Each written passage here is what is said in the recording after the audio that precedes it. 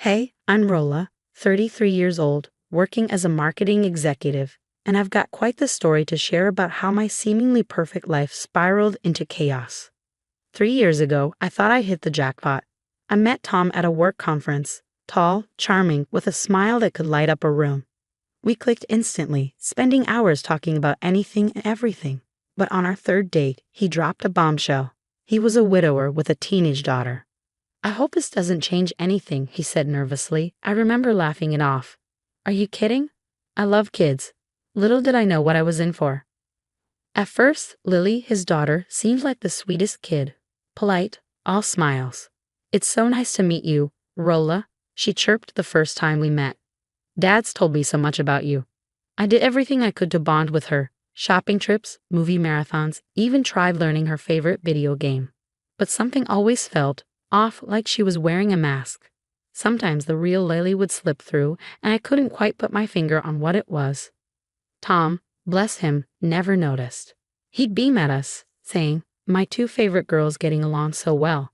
Things really took a turn when I found out I was pregnant. Tom was ecstatic, spinning me around the kitchen, tears of joy in his eyes. "We're having a baby," he shouted. But Lily's reaction was different. "That's great," she said, but her voice was flat, and her smile didn't quite reach her eyes. I tried to include her in the excitement. "You're going to be a big sister, Lily. Isn't that amazing?" She nodded, but I caught a fleeting look. Was it resentment? Anger? It vanished so quickly I wondered if I'd imagined it. As the months went by, odd things started happening. Important messages between me and Tom would disappear. Plans we made would get mixed up, and Lily always had a convenient explanation. "Oh, Dad must have forgotten to tell you," she'd say innocently. "He's been so busy." Her best friend, Zoe, was the only one who seemed to notice something wasn't right. She'd come over sometimes, and I'd catch her giving Lily these knowing glances. One day, Zoe pulled me aside. "Rolla, you're really cool, you know? Lily's lucky to have you as a stepmom." It was a small comment, but it meant the world to me. At least someone appreciated my efforts. As my due date got closer, the tension in the house became unbearable. Tom was constantly torn between me and Lily, and I could feel myself being pushed to the sidelines. One night, I finally said, "Tom, we need to talk about Lily." He sighed, rubbing his temples. "Rolla, please. She's just adjusting. It's a big change for her." But I couldn't shake the feeling that something was seriously wrong. The sweet girl I first met was gone, replaced by someone who watched me with cold, calculating eyes. By this point, I was juggling work, preparing for maternity leave, and dealing with the increasing strain at home. One morning, I woke up to find Lily in the kitchen making breakfast.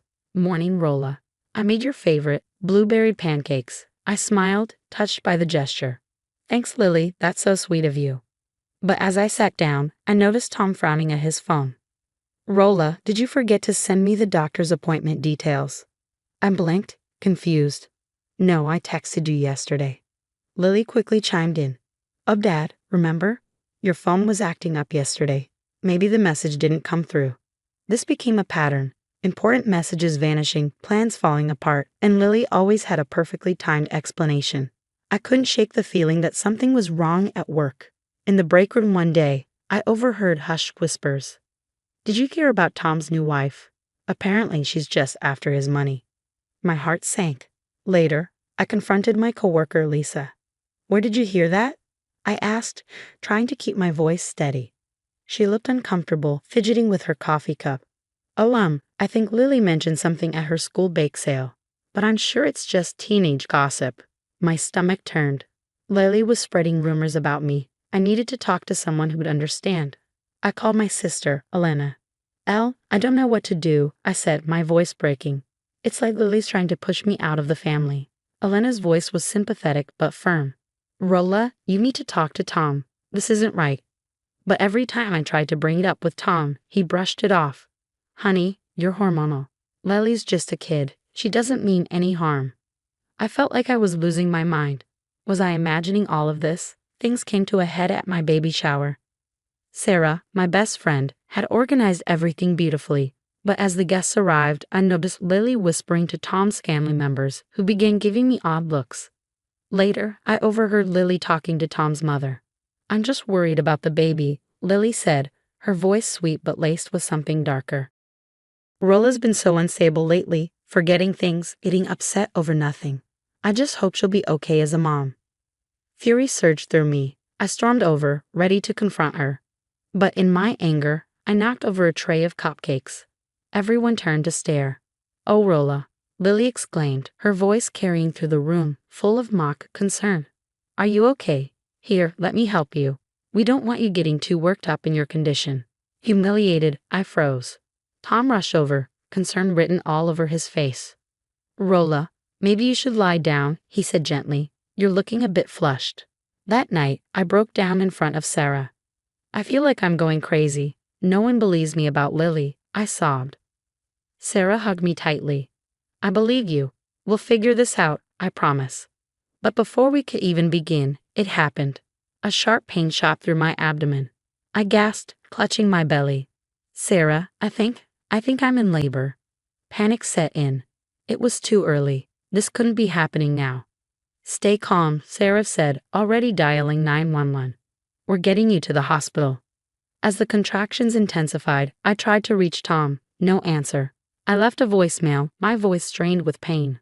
"Tom, the baby's coming. Please, I need you." In the chaos, I caught sight of Lily standing in the doorway, her expression unreadable. As Sarah helped me to the car, I could have sworn I saw Lily pick up my phone, a small smile playing on her lips. My last thought before another wave of pain hit me was chilling. What if Tom never gets my message? What if, at the most important moment of our lives, Lily finally succeeds in keeping us apart? The drive to the hospital was a blur of agony and fear. Between contractions, I kept trying to call Tom. "Come on, pick up," I muttered, dialing over and over. Sarah glanced at me, worry etched on her face. Still nothing. I shook my head, fighting back tears. The next few hours were the hardest of my life. The physical pain was excruciating, but the emotional agony of Tom's absence hurt even more.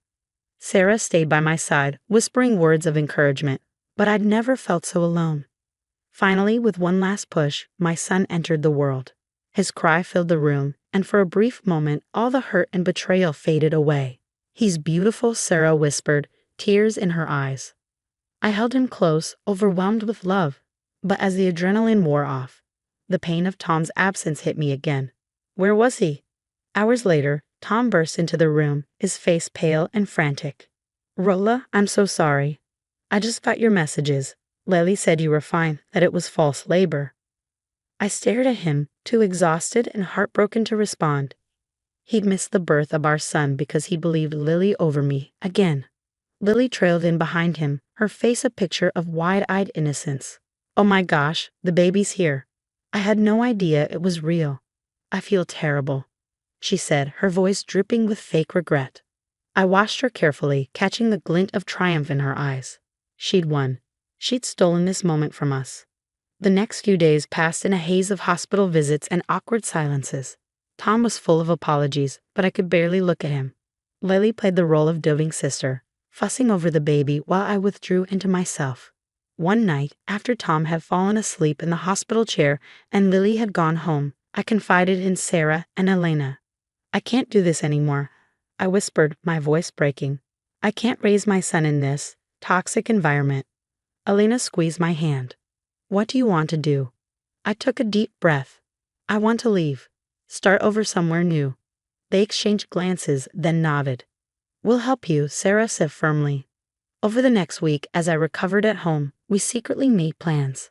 Elena found me an apartment in another city, and Sarah helped me secure a job transfer. We quietly packed essentials and moved money, arranging everything while Tom was at work and Lily was at school.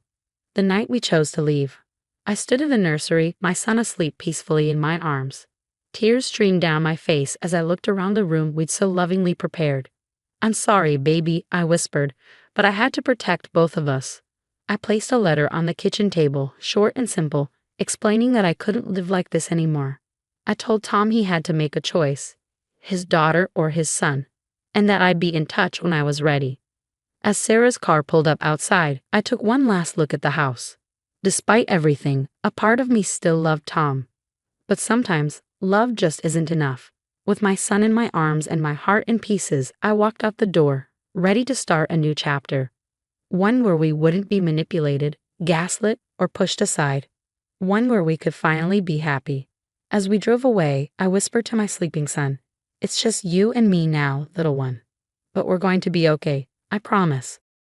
The next morning, I woke up to my son's cries, the unfamiliar surroundings of our new apartment momentarily disorienting me. As I fed him, my phone buzzed nonstop.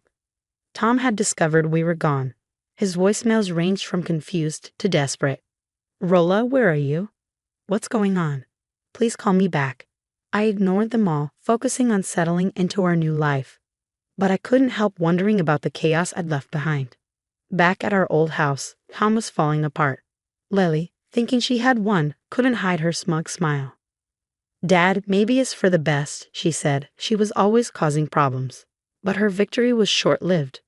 Zoe, unable to bear the guilt any longer, showed up at their door.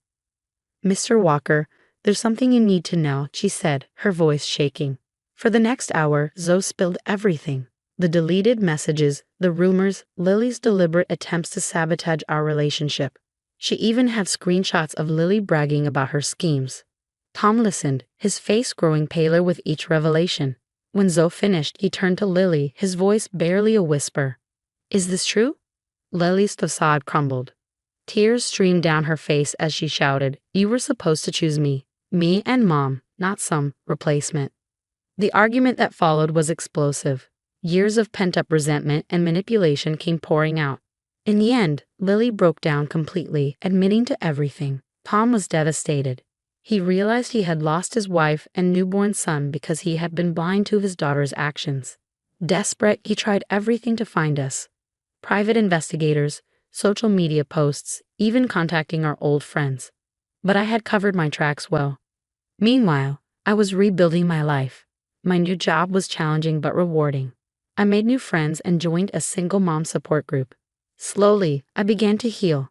About 6 months after I left, a letter arrived. My hands shook as I recognized Tom's handwriting. He poured his heart out, explaining everything Zoe had revealed and how he had confronted Lily. He wrote about enrolling her in intensive therapy and how they were now in family counseling together. "I failed you, Rolla," he wrote. "I failed our son. I was blind and stubborn, and I'll regret that for the rest of my life. I'm not asking for forgiveness. I don't deserve it. But please, if you can, give me a chance to make amends. To be a father to our boy. I'll respect whatever boundaries you set. I miss you both so much." I sat there, tears falling onto the paper, conflicted. Part of me wanted to forgive him, to give our family another chance. But another part, the stronger part, remembered the pain, the gaslighting, the betrayal. I looked at my son, peacefully playing in his playpen, and made my decision. I wouldn't respond. Not yet. Maybe someday when the wounds had healed more, when I felt truly ready. But for now, we were doing fine on our own. I folded the letter and put it away. Then I picked up my son, kissing his chubby cheeks. "What do you say we go to the park, little man? The story has ended, but what would you do if you were Rolla? Should she give Tom another chance or continue her new life without him? Share your thoughts in the comments below. If this story resonated with you, please like and subscribe for more stories that spark important conversations.